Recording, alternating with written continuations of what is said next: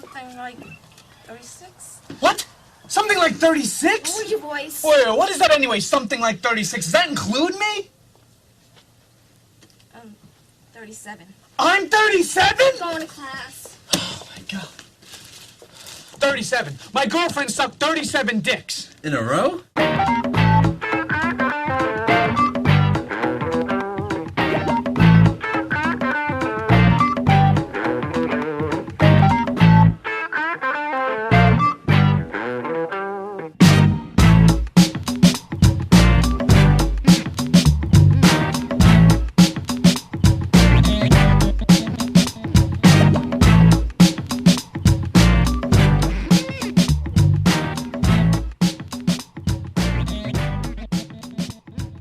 Hello and welcome to episode 62 of the Mark and Me podcast. As always, I'm your host Mark, and joining me on today's episode is Marilyn Ghigliotti, the star who plays Veronica in one of my favourite films, Clerks. Now if you'd listened to Mark and Me before today, you'll know just how much of a fan I am of Kevin Smith. I actually launched this podcast because of him. I used to listen to Smogcast regularly, and he's the actual reason I picked up a microphone and started recording myself. And it was an absolute pleasure to launch this podcast with him as my very first guest. But since then, I've interviewed Brian O'Halloran from Clerks, I've interviewed Jason Mewes from Clerks, so to know now that I'm going to be joined by Marilyn is an absolute dream come true, and I can't wait to share this interview with you very, very shortly. But in true Mark and Me fashion, let's just touch base on the last episode. So I was joined by my favourite photographer on the planet, Lindsay Burns, and the response, as always, blew me away. I actually thought when I put it out, will people tune in and want to hear from a photographer? Was I wrong? Yeah, everybody wanted to tune in. It's one of my most downloaded episodes to date. The response was insane. I loved how people were tweeting and including Lindsay in the tweets, and I know she's read them all and has been blown away by the response. We've been chatting a lot over email, and she really is very touched by all the people that listened, but more importantly, all the people that took the time to feed back to her and just how positive everyone was about her interview. So thanks again for everyone that tuned in and took the time to listen. So as I said at the start of today's episode, I'm joined by Marilyn Ghigliotti, and I'm really thrilled with this interview. It's very intimate, it's very honest, and at times it is very deep. So I warn you now, it's not your standard Mark and Me interview, it does get very emotional. But let's get straight to it. So here's me and Marilyn talking all things film. Thanks for joining me today on the podcast. Thank you so much for having me. First of all, what I wanted to do is take it right back to the start, so when you were growing up. Obviously I know that you're a makeup artist, a hairstylist, but also an actress, but what was it you wanted to be when you were actually growing up as a kid? Funny thing is, I didn't know, and I didn't know that I had options either. But the one thing that I did know was that I was creative, because I'd always be either kind of doodling, trying to imitate certain drawings that I would see and little caricatures. I was drawn to watching the movies on TV, the musicals. I wanted to dance. I wanted ballet lessons. So I was very drawn to the creative arts. And even though you grow up seeing all this, people doing it, I did not know that that was an option for me to do. I'm first generation in the States from Puerto Rican parents who grew up just living day to day, in poverty. They grew up in poverty. They also didn't know that they could give us options. Yes, a parent, I feel, will always want their children to do better than, it's like they're. My mom was a stay-at-home mom, so she worked at home. Dad went out. He provided for the family. And so they just wanted to make sure that they provided for us and that we'd then be able to provide for ourselves and to have job security and all that. So when you were at school, obviously you were very fortunate to be going to school. What were the lessons that you were enjoying the most? Because obviously that helped kind of shape your career and what you were going to do later in life. I was a very shy child in school. Yeah. So I basically just kind of went to school, attended because I had to be there, and but it's not like I had a favorite subject or anything like that. I had some great teachers along the way, and other times I just strictly was, just a body in the school, in the classroom. It just really depended on the teacher that I had at the time. But I honestly, it's like academics was not my thing either. I was a C average student. Yeah. At what age was it that you thought, you wanted to give acting a go and get involved in the makeup side of the business and that sort of career move? Well, when I was in high school, the school that I attended actually did have a cosmetology training area, but one of the requirements for that was having to take biology, where you would have to dissect a frog, and I was not about to take a class where I had to dissect anything just to learn to train as a cosmetologist. So nixed that idea. So it was not until after I graduated, got married, had my daughter, decided not to go back to my 9-to-5 job, that I then went to cosmetology school. And that's where, for me, I feel I kind of got a little bit more academic, where I exceeded in academics a little bit, because I was interested in what it was that I was learning as a cosmetologist, learning what I needed to do for hair and makeup. And then once I got my license and I was working for quite a bit, and, well, unfortunately, or fortunately, however you want to look at it, and I got a divorce. And then once I got a divorce, it's when I was kind of trying to find myself. Although, just to backtrack a little bit, when I started working in a particular salon, one of the girls there did take dance lessons. And so I took my first dance class ever, and where the teacher even asked, it's like, "Oh, you've had lessons before?" And I said, "Nope, I have not." So that just kind of, it speaks to the inner child in me. It's like, oh my God, I could have been so much better. It's like if I had actually taken lessons when I was younger. But, life is what it is, and you take it as it comes along. So, but then, as I mentioned, I got a divorce, and so I was looking for an outlet, looking for something, and that's eventually how I found myself taking acting classes, and then finding myself on stage. And once I was on stage for that first time, I was just like, oh, yeah, I need to do something with this. And the more I did it, the more passionate I got about it, and so, yeah, leads us to where we are today.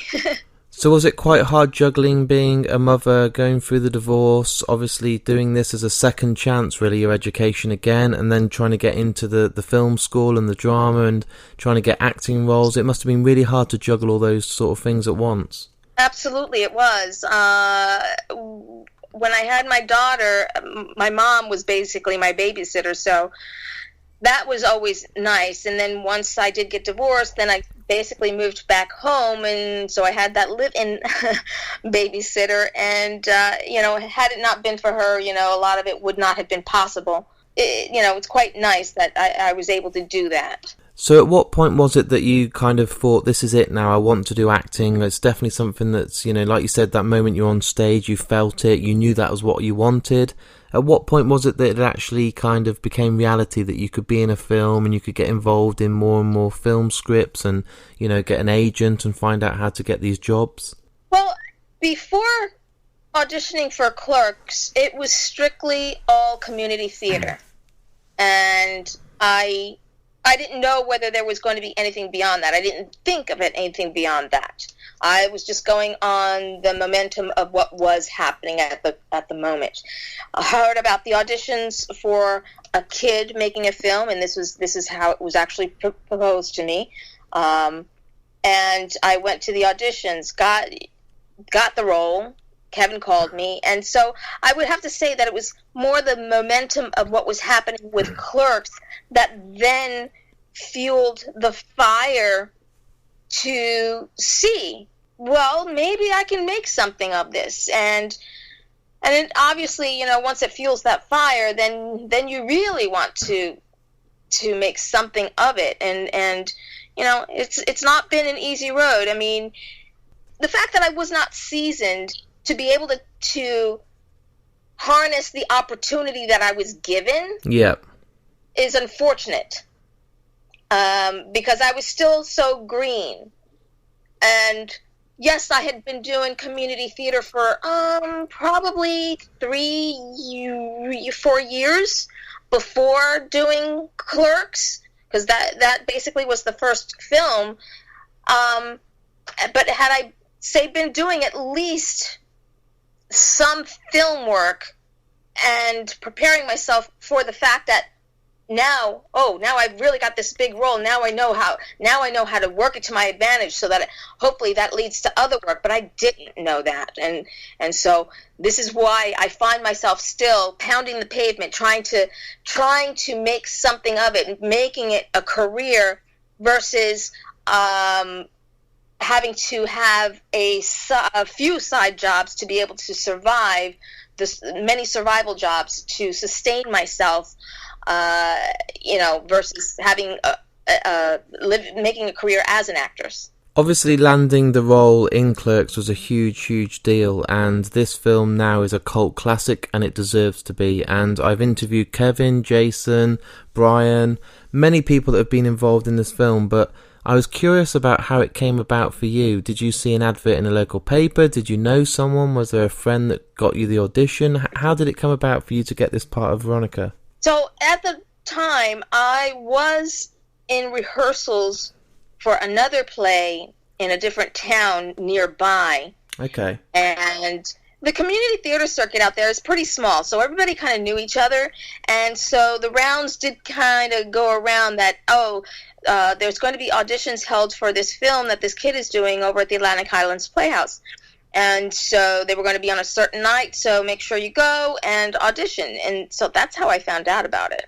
And can you remember, what it was like turning up? Was there a lot of people there? Did you feel really pressured? Like you said, it was your first role that would be, making and hopefully breaking you. But at the same time, it was huge. Obviously, at the time, you didn't realise it would have that much of an impact in the film industry. But going along to that audition, can you remember what your state of mind was like? There were quite a few people there. Most of them were, as I call them, looky-loos. Okay. But for me, because it was being held at one of the local community theaters, and even though it was for a film, because the way that it was brought up was, it's like, this kid making a film for his school project, there wasn't quite as much pressure for me. It just felt like I was going to another audition and for another community theater project or something like that. So I didn't feel the pressure of the audition there for that as much as I did much later on when we were given the opportunity to audition for Mallrats. That audition was not the audition that I mean, that's the one that I remember it being the absolute worst because of the circumstances. So just touching base a little bit more on Clerks before we talk about Mallrats. Obviously you landed the role, which is a huge achievement. What was it like the first day on set when you turned up? Because obviously you'd read the script and it's quite raunchy and some of your lines are very iconic and obviously quite filthy. So were you thinking, oh my God, I don't want my parents to see this and what are my friends going to say? Or did you just think at the time, no one's going to see this anyway, so it's fine? No, I had none of those thoughts at all, actually. Was I nervous? Yes. Because, obviously Kevin's dialogue is dialogue heavy. Just a bit. So there was that fear of remembering the lines. We only had so much film, and so it's not like theater where it's like you just, actually on the stage, you don't do it over or anything like that. But we can only do it over so many times because there was only so much film. So you wanted to get it as right as possible on the first try. And I mean, it was great for the fact that we did have rehearsals, but for me, more than anything, the fear was just don't screw up the lines. And because that for me, even to this day, is in my head. If I say certain lines and I'm like, no, that wasn't right, then I kind of get a little frustrated with myself and flub up the lines and things like that, because I know that wasn't right, and so because I tried to get it so perfect. One of the first things that drew me to Clerks, which I enjoyed so much, was the chemistry that you and Brian had, and obviously the character of Veronica and Dante were just brilliant. You know, that you relate to them. You've all been with someone like that in a relationship, and you know how to talk to each other. And can you remember the first time you kind of had rehearsals with Brian, and your relationship's still strong now? You do conventions together and you're good friends, and it must be really nice. But can you remember the first time you met him and he was a stranger at the time? Brian and I actually have history before Clerks, because we have done community theater together prior to Clerks. Oh, nice. So that's the chemistry that you guys see. Yeah. I first saw Brian at the First Avenue Playhouse where the auditions were held. I don't recall how many years prior to that, but I had seen him in a play of Dracula, and he was playing Renfield, and I was very much taken with his performance. Cut to, not even sure how long after that, where we did a play together called Wait Until Dark. And so he was trying to kill me while he was looking for a doll that a neighbor had, and a little girl that was a neighbor, but I played a blind woman in the play. So, and then after we did that, and then, we've gotten to know each other, now we're friends, and then we do another play together. And I think it was after Clerks that we did an autobiographical play by a mutual friend of ours who's since passed, and it was about apartheid. So he played my brother in that. So the chemistry that we have, it's because we were such good friends, and so that a lot of people see that. And even to this day, it's like we've gone to some conventions and people think that we're a couple because we have such a great relationship. It's amazing. It's great to see, and it works so well, and it's something that you want to see again and again, because you're just like this perfect couple. It's amazing. Thank you. The first time you watched back Clerks and it was all finished, like you said, you were doing it for this kid who was local, and you must have never believed when you were on set and filming it in this quick stop, you couldn't have thought that it would become the classic that it is now, that it would win awards, it would go to festivals, because no one surely could have seen that it would be that big, not even Kevin himself. For me, I can only speak for me, I wasn't thinking beyond what we were doing at the moment. Yeah. Negatively or positively, I just was getting through and trying to enjoy the moment, and taking on the experience that we were kind of getting during that whole situation. Even afterwards, when they cut it together, when we went to IFFM, when we saw it in the movie theater on the big screen, and me hating certain scenes or what I did with certain scenes, I should say, and then seeing it again later on, and it's like, oh great, they cut out those scenes that I hated of me. So yeah, for me, it was just taking on each experience as it came around, and not thinking beyond that until Miramax actually bought it at Sundance. Yeah. Then it's like, that's where my brain was kind of then speeding ahead. It's like, oh my God, what does that mean? What is going to happen, and all that. And then it must have been incredible, because it really did blow up, and now it's in the top sort of 10 cult classics of all time, and it obviously gave Kevin a huge career, and it's amazing. It's a cult classic for a reason, and it deserves to be. Yeah. So you mentioned the Mallrats audition. Why was it so bad? What went wrong, or what didn't happen on the day that it left such a negative impact for you? So Kevin mentioned to us like that we were going to get to audition for Mallrats. So he gave me the character that I was going to be auditioning for. Not that I can remember what that character or who that character was at this point, so long ago. But I do remember that now this, for me, this was my real audition in the real entertainment world, where I have to go in for a casting director and impress the crap out of them so that I can get an actual role in a big budget studio produced film. So yeah, the pressure was on. I went into that room, and it was in the city. I went into this room. Kevin and Scott Mosier were in there on a couch. The casting director, don't remember who it was. I went into the room. She asked me what character was I auditioning for. I told her, and then she got this look on her face of perplexion that had me questioning what's going on? What did I do wrong? What is it? And so she looks over at Kevin and Scott on the couch, and then she looks back at me, and so I'm just like wondering what is happening.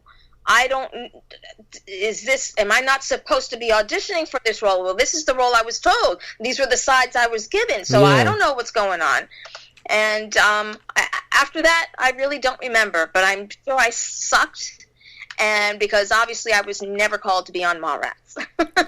But surely because you'd had that relationship with Kevin, you'd been on set of his debut film, that it seems weird that you'd kind of have to win him over again in an audition when you'd been such a crucial part to his first film. It doesn't make sense to me. That's only as an outsider, but I just don't understand why you were kind of treated like that, if that makes sense. Well, I mean, the best that I can put together even for myself is this was a film that was, the money was coming from the studio. Yeah. Kevin was attached to direct it because he was given a picture deal. How much say he had on the project, I don't know. Yeah. So he may have could he maybe have put me in this small little rinky-dink role? I don't know. Maybe he could have. Maybe they didn't want him to. But I mean, I know for sure if it was going to be something with some meat to the role, he would not have had the say. The people with the money were the ones that were going to have the say. Yeah, that makes sense. When I've been doing research, and obviously I've looked back at your career, and you see certain news articles and you see stuff that people write, but you never really know if to believe it. So now that I've got you here, one of the things I read is that you were going to be offered one of the main parts in Chasing Amy. I don't know if that's true. It wasn't a main role. It was playing the girlfriend of Joey Lauren Adams. So it was basically that one scene where they're at the bar. Yeah. And, she's just making out with her girlfriend. So it was that scene. And yes, it was offered to me. And again, as I was still green for Mallrats, and I was still just as green for Chasing Amy. And really was not comfortable with the role, to be honest. And not that I have anything against gay or lesbian. My brother's gay. It's like I have many gay friends, whatever. It's like, for me, that's kissing another woman was not something I felt comfortable with at the time. And I actually did get to meet Joey Lauren Adams a few years ago in Miami at a convention. And it was my first time meeting her. So Brian introduced us, and I said to her, it's like, hey, it's like we almost got to work together. And she's like, we did? It's like, well, why didn't we? And I did not know what I was going to say. And the thing that just popped into my brain and popped out of my mouth was like, I was afraid of challenges at that time. And when I said it, it was very true. Because after Clerks was bought, I had a fear of success because losing anonymity, losing your freedom. There was a lot that came with having success. And as much as I wanted to have that success and what was associated with it, the other things, the negative parts of it, were the things that scared me the most. And so it was a process of discovery for myself. Like once I moved out here and working on my inner self and things like that, that I came to a point where I had to say to myself, what am I more afraid of? Actually achieving my success or not achieving it at all? And that kind of put me in a place where it's my aha moment. I'm like, all right, I'm going to have to get over these other fears and be able to challenge myself and not be afraid of those challenges that come along. And what was the way that you mentally went about doing that? Because that's not just something you can do overnight. It takes time, it takes determination, it takes really a lot of skill and strength to change the mindset. So what did you do and what did you put in place to overcome this? Well, there were a lot of things that kind of made themselves available to me, whether it was coaches, and there's a couple out here where they teach coaching of, it's called the Inside Game, and where they show you ways of getting out of your own way to stop sabotaging yourself. So, but I mean, there were so many things. It wasn't just even that. There was just so many things that made themselves available to me, and it was up to me whether to take advantage of those things that came into my view, whether to take it or not. So now looking back, obviously turning down that part in Chasing Amy, you don't regret it because it's a big positive has come from it, hasn't it? You've now been able to address how you wanted to be, and you've become a completely kind of different person, I suppose, because you've kind of addressed those the gaps that you wanted to fill, really. Yeah, it's funny because as you grow, as far as aging as well as personally and all that. Yeah. If you're human, yes, have regrets. But in another respect, you can't have regrets either, because when you look back on it, you see that you've learned from it. Yeah. And so I try not to live with regrets. Like I said, if we're only human, so yes, we will always kind of look back. It's like, oh, had I done this and had I done that? But it's like, no. And even when things that are impacting my life at the moment, when they're happening, I try to sit down with it and look at it. It's like, what am I supposed to be learning from this? Why is my life not where I want it to be? What am I learning from this? And yeah. I mean, at the moment, because a few years ago, I had a traumatic moment in my life that kind of spiraled me backwards a little bit, I would say. Yep. And so, sorry, it's just getting a little emotional. So I had to kind of re-find myself again, and so I've doing the same thing, going through something that made itself available to me. I'm taking those lessons and trying to get back to where I was. But I've got so much respect for you doing that, because it's very hard not to get caught up in the stuff that's happening. So for you to mentally be able to take a step back and try and address what you're going to learn from it at the time, in the present moment, is a skill, because not many people have the strength or even the mental strength to take a step back and analyse, especially in the moment. It's normally after something's happened, you then have to think, oh, I need to learn from this. This is a huge mistake. But you seem to be doing it in the actual moment it's happening, which is, that's some serious shit. Well, I mean, not always. And yeah. And you know, I mean, there still are those moments. It's like, but yes, it's the fact that I can actually be aware that I need to do something. I need to switch it up, because if the only way to be able to go through it is to change up what it is that I have been doing. You can't expect change if you don't change. So, you know, there have been times where shit's going on. Yeah. But I don't know what to do to change it. So I just have to basically sit and wait and figure it out and hope that the sign comes my way. Yeah, you word it a lot better than me.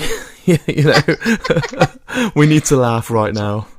So, moving on from those roles and obviously those moments in your life, and you'd had a really good success as your debut. Not many people can say they've done a film like Clerks as their first real go at it, especially in film itself. Mallrats wasn't meant to be. Chasing Amy wasn't meant to be. Have you since then kept in contact with Kevin? Do you now and then speak to him? Do you know what's going on, or is it kind of faded away? Well, I mean, the thing is, and what most people don't know is, like, because I have such a great relationship with some of the people that I've worked with on Clerks, that it's presumed, I guess, that goes beyond those that I do have that connection with and that great relationship with. But it never really passed itself on to Kevin in the sense of, it's like, oh, he's on my phone and I can call him whenever I want, or I have his email. It's not like that. No. We have a working relationship. I have respect for him and what he's done in his life and what he's able to accomplish. Unfortunately, it's not what's happened in my life. I'm as I told a friend of mine not too long ago, it's like, I suck at business, and that's why I feel like it's not really transpired in the way that I would have hoped. Yeah. But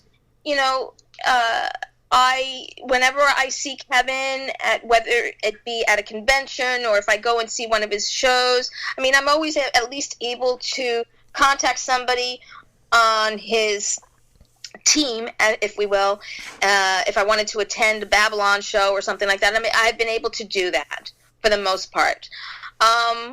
When we've seen Kevin at a convention, we're able to say hello, give hugs, and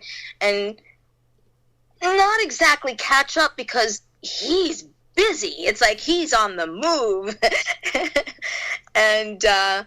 But, like I said, I have respect for him and obviously would hope to be able to get to work with him again in the future, as well as hope to get to work with Brian again, because, gosh, we had the history of working together before Clerks, and then since Clerks, haven't really had a chance to get to work together again, so I missed that. Yeah.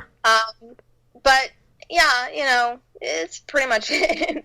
And then obviously you've talked a few times today about the conventions, and this is something I really respect and admire, how much you go for and do for your fans. And you and Brian, and I see Ming and all these people in the View Askew universe go out and you do these conventions, and it gives those people like myself that are huge fans of the early work chances to meet you. And it's amazing to see how responsive you are on Facebook and how much you respond to all the fans, and it must be still lovely to have that that love and respect for Clerks after so many years, and these fans coming out to meet you and want to share stories with you. It must be a dream. It really is something that I do love. Yeah. And when it was first mentioned to me long time ago. This is when the internet was still kind of new, to be honest. I was sent an email by someone to see if I'd be interested in attending conventions, something that I had never heard of before. And he had told me a list of his clients, and I was like, awesome, I know some of these people. I can question them about it. And so I did, and I was like, get out. People really would pay for my autograph. It's like they're going to like me enough that they're going to pay me for that. So, I mean, that was one thing that was like mind-boggling. But going to the conventions, meeting the fans, hearing their stories. I love Halloween, by the way, so actually going to a place where people are dressed up in costumes, loved that. Yeah, it's a dream. The fact that many of these people take the time to make these costumes, and you see the workmanship in these things, is amazing. So it's just, there's just so much to it that I do love. But for me, when the fans come to me and tell me their stories of how much the film or I have inspired them, inspires me and drives me to keep working for this dream, to keep fighting for it. That, I mean, I know I'm not going to be everybody's cup of tea. I know everybody's not going to like my performance. But I know there are some people that do and some people that are going to love it. So just like I have a love-hate with many people as well, as far as in the entertainment business, as actors or whatever it is. So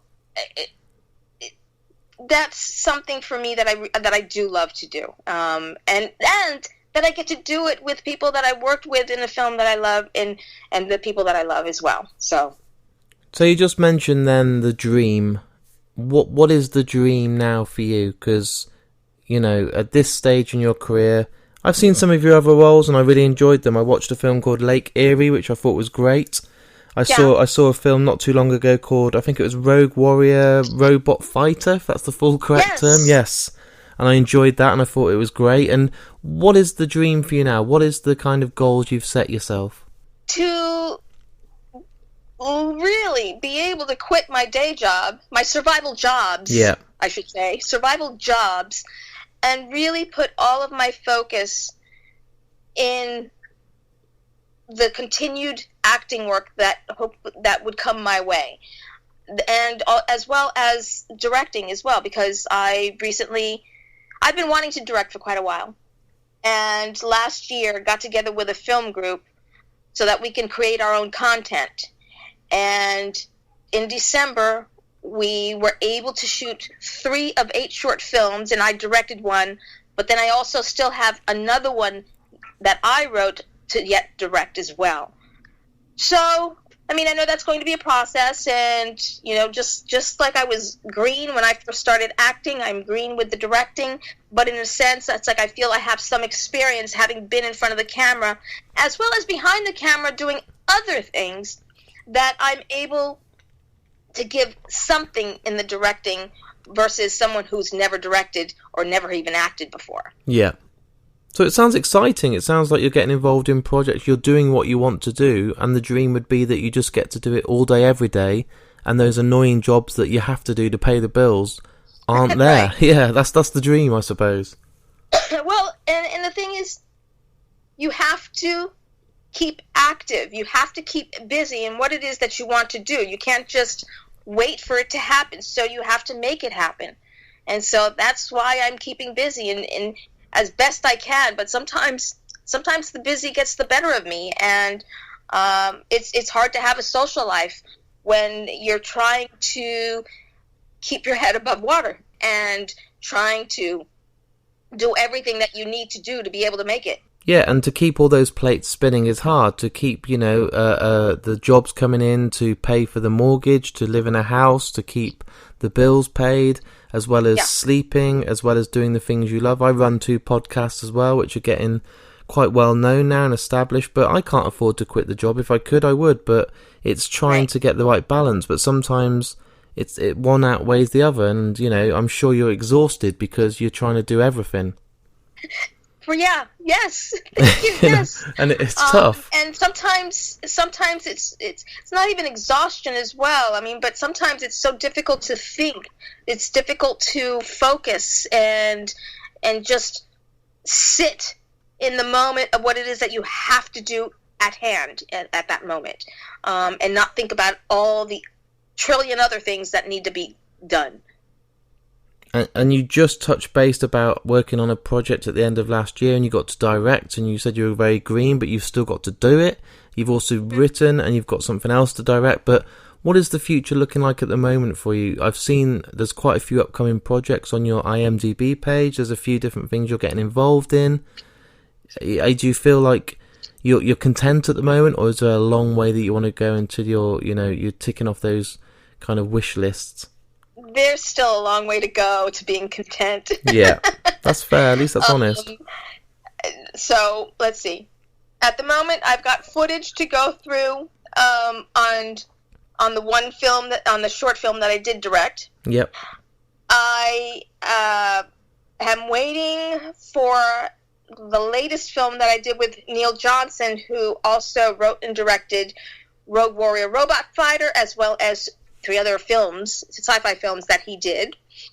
And the latest one that he did was Evolution War, so hopefully that will be out within the next few months, hopefully. And I've got, as you mentioned, there's quite a few things in pre-production and development that's on my IMDb, but unfortunately, until those actually fall and contracts are done and I'm on set, with them out of mind and out of body, because all too quickly, out of experience, many things don't happen because of funding. So yeah. And just getting together with the film group and getting things going so that we can hopefully get the funding to finish what we have started. And then some other projects in the future. One convention that I can absolutely say that is coming up, because it's been announced already, is I will be in Washington State at Puyallup, I think that's how it's pronounced, in May for a convention. Brilliant. So looking forward to that. And then hope to get some other things in the near future, and it'd be nice with it being the 25-year anniversary if other conventions and promoters would bring along a reunion. That would be awesome. But as of right now, Washington State is the only one going on right now. I have seen a few posts on Instagram from Brian and people, and I'm sure it's going to get quite busy. I can see a lot of people wanting that, at their event. And you know what conventions are like. You were saying at the start, when you first started out, you heard about this first convention and they weren't, very popular, and now there's conventions on every week. Every single weekend there's a different convention. So I dream of hopefully you guys coming to the UK and doing something for Clerks. I think it would be fantastic, and I think the response would be huge. Oh my God, that would be so awesome. We have been trying to get out to the UK. I can't even tell you for how long. It's been so long. But, most people don't understand that there is a process. Just because we, actors, want to be at a convention doesn't mean that we can be. We have to be contracted by the promoters. And so unless the promoters want to have us there, want to contract us to be there, we're not going to be there.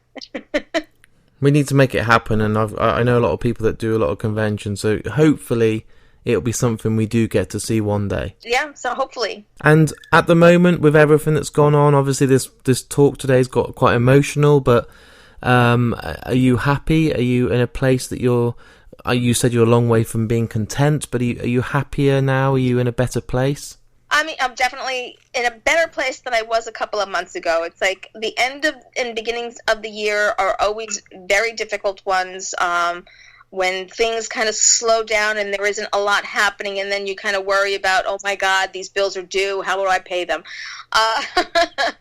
So it's always a fear and terror on that end. But yeah, things are getting a little bit better now, and I am working on getting myself in a better headspace and being positive, being proactive, and so yeah, working on it. I'm really grateful for your time today, and I'm really grateful of how honest you've been. You've let your guard down, you've been you, and I think the fans and the people that listen to this podcast will really respect how honest you've been. Thank you. I mean, I try to be an open book. I mean, yes, there are certain things that, people don't need to know, but I pride myself on being as honest as possible without being hurtful. It goes a long way, and it means a lot, and it's been an absolute pleasure to speak to you today. Thank you so much. So there it is. There's my interview with me and Marilyn Ghigliotti. And as I did warn you at the start of today's interview, it did get quite deep, it got very emotional, and it got very, very heavy. But that just shows how much Marilyn trusted me and how much I trust her, and I think the interview was one of my favourites to date. I love Marilyn, I think she's a fantastic actress, I love what she's done in her career, and I wish her all the best with whatever comes her way. I really hope she makes it over here with the other guys from Clerks soon, and we can kind of have a drink and celebrate, because I've absolutely loved her coming on this episode, and she's one of the nicest people I've ever spoke to, and I'm so grateful for the time she's given me. I hope you guys enjoyed the interview too.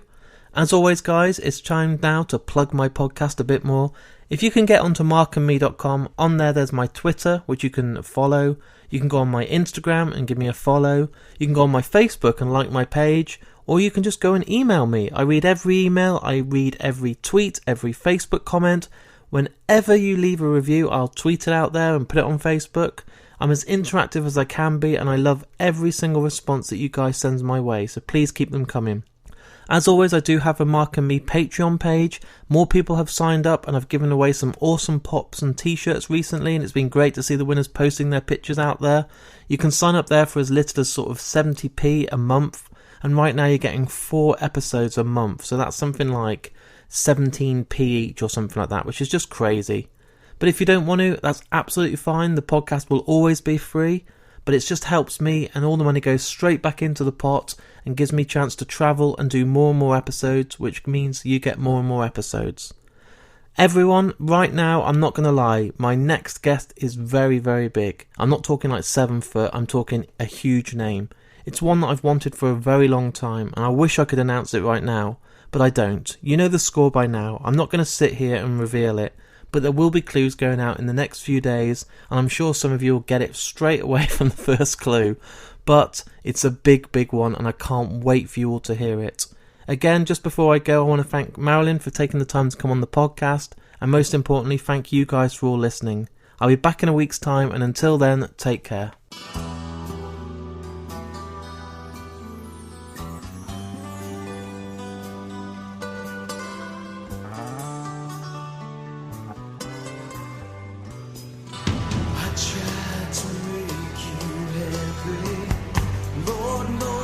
Tried so hard to be what you hold.